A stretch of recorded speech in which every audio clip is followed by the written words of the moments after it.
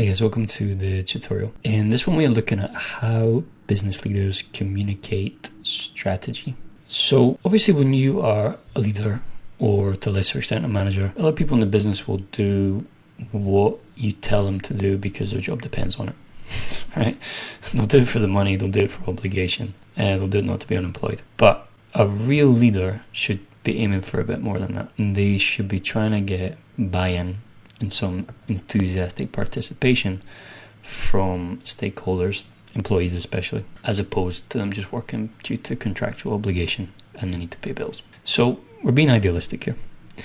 So this is why strategy communication matters from leaders. A few reasons, as you can see on the screen. First of all, we want to make sure that we are aligning people with goals. Effective communication ensures everyone understands the organization's objectives and their role in achieving them, fostering unity and shared purpose. If you have a fairly low-level job at a big company, for example, it can often feel like you don't really matter that much. Like if you didn't go to work, would anyone notice? So it's important that people feel valued and that the work that they do is valued and worthwhile. Inspiring confidence and commitment. Leaders who communicate strategy clearly build trust and motivate teams to commit fully to the organization's visions and plans. So it's enthusiastic buy-in and not just obligation. Something that's really important is turning complex ideas into clear actions. Good communication breaks down complicated strategies into understandable, actionable steps to drive progress and clarity. The consequence of poor communication is that when strategy is poorly communicated, it leads to confusion,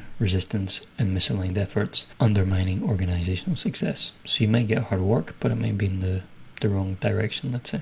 So what does effective strategic communication sound like? Understanding is key to translating strategy into impactful leadership. So it's really important that not only as leaders do we have good ideas, but that we communicate those ideas well. So the role of the leader in communication is to explain why the strategy matters. Leaders clarify the significance of the strategy to ensure everyone understands its impact and relevance to the organization's success. You want to connect strategies to values as well. Leaders link strategies directly to team values and goals, making it relatable and meaningful for every team member.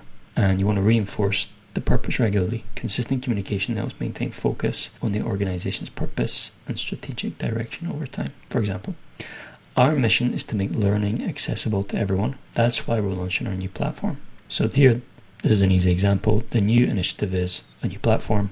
Why do we need a new platform? Because we have this mission. The mission of our business or organization is to make learning accessible to everyone. Therefore, we've launched this new platform. Key qualities of strategic communication: clarity, obviously. So partly this is just your ability to break down perhaps complex ideas into simple components. And it's also going to depend on your linguistic skills as well, if you're doing it in English. Ensure every message is straightforward and easy to understand so all employees grasp the core strategy without confusion. Consistency is really important. Deliver the same message at every level and across all channels to build trust and reinforce strategic goals. One of the worst things you can do as a leader is to give contradictory information, because that really paralyzes everything, because people then are unsure what is correct and how to proceed. Ideally, you would like to inspire, to craft messages that emotionally engage employees, fostering motivation and commitment to the shared vision. Action orientation: communicate clearly what actions are expected next, enabling employees to confidently move forward. So don't make it too abstract, but what also do you want your employees to do? Language focus: use simple active verbs and avoid jargon to make strategy accessible and actionable for everyone. Remember, not everyone knows the jargon that you know, not everyone uses the sort of abbreviations that you might use. So simplify and clarify and explain it in layman's terms to the extent that that's viable. How do leaders communicate? Well, the different common communication channels. One is obviously team meetings. Regular team meetings provide a platform for discussing strategy updates, addressing questions, and reinforcing priorities in a collaborative setting. And what are called town halls and all hands. So these are larger gatherings that enable leaders to communicate company-wide strategy, celebrate milestones, and foster a sense of unity and shared purpose. The modern manifestation of that would be something like a Zoom or a Teams call with 200 people in it, and the big boss is talking. Newsletters and intranet posts. Written communication such as newsletters and intranet articles keep employees informed of strategic developments and provide a reference point for ongoing activities. Assuming your employees read these things, which might not always be the case. Visual roadmaps and presentations. Visual tools like roadmaps and presentations clarify complex strategies by illustrating goals, timelines, and key actions in an engaging, accessible format. Keep in mind that different people process information in different ways and find different types of information and data easier and harder to handle. So not everyone will be well served by masses of written text. A lot of people will be able to assimilate much better watching pictures or videos or graphs, something visual. One-to-one briefings. Personalized briefings allow leaders to tailor messages to individual roles and concerns, fostering deeper understanding and alignment. So this could be, for example, a regional supervisor talking to individual branch managers one by one to share and clarify the wider company vision. Some expressions that we can use. So for expressing vision, we can say things like, we aim to become the leader in online education, urban fitness centers, vegan food, whatever, vegan lifestyle options, whatever it may be. Or our vision is to, same thing. Linking actions to goals, that's really important. The initiative supports our long-term objective of, so like the example we saw before, the platform supports our long-term objective of bringing education to everyone. Motivating teams together, we can achieve something. Your contribution is essential to, I think that's really important for you. Your contribution, you as an individual, your contribution is essential to whatever it is we're trying to achieve. Showing alignment, the strategy aligns with our mission to, in line with our core values.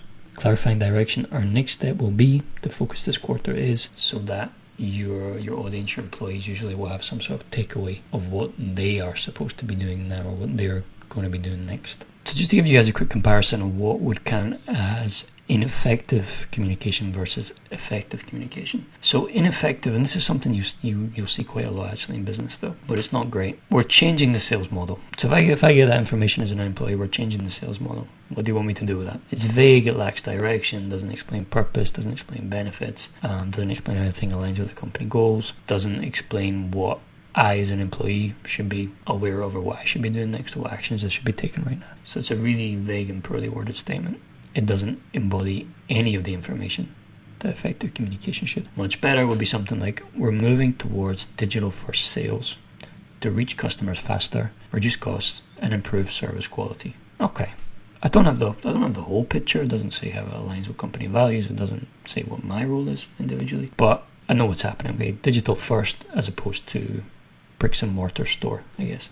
Reach customers faster. Okay, that makes sense. That's a sensible thing to try and do. Reduce costs, sure. Get on board with that. Improve service quality. So we have these solid reasons why these steps are being taken, right? The effective message is clear, goal linked to motivational. It provides a purpose and inspires the team and outlines specific benefits. That's the main thing, outlines the benefits of this step, this action. Guiding action and reinforcing the company's customer-focused vision. Again, we always got to be aware of cultural aspects when we're working internationally with international teams. Transparency is very important. Clearly sharing the reason behind decisions and changes build trust and openness, helping teams understand the why and reducing uncertainty. Now again, this be more common practice in some cultures rather than others, where you get very hierarchical cultures. The leader or the managers might not feel it's their obligation to explain the why, and the employees might not expect it. So this information, it depends to an extent on the culture, the corporate culture and the prevailing culture of the place you're in. Positivity, focusing communication on opportunities and solutions rather than threats, encourages motivation and forward-looking mindset with teams. So it's about saying, if we do this, then we will achieve this. Not if we don't do this, the consequences will be this, right? Talk about what you want to achieve, not what you don't want to achieve. Inclusivity, using language like we and our creates a sense of belonging and shared purpose, strengthening team cohesion and commitment. Key vocabulary around this be phrases like buy-in, alignment, transparency, ownership. Ownership in the sense of taking responsibility. Engagement. This is the kind of language you'll find and you'll hear and you'll use around this topic, and helps to reinforce strategic messages clearly and consistently. So, summing up, strategy communication combines clear messages, purpose, and motivation. This is what we're doing it. This is why we're doing it. This is how it aligns with our values, and this is what your role is going to be. So the key components that you want to make sure you include. Use plain active English as opposed to passive that connects organizational goals to people. So by active and passive, we mean we will create a new platform as opposed to a new platform will be created. Right? That's a quick example of active versus passive. Adapt your tone based on the audience to maintain engagement. So who are you talking to right now, and what do they need to know, and what will hopefully motivate them and get their buy-in. Emphasize the shared mission to foster team alignment and commitment. Something to think about. How do leaders in your organization communicate their strategy effectively?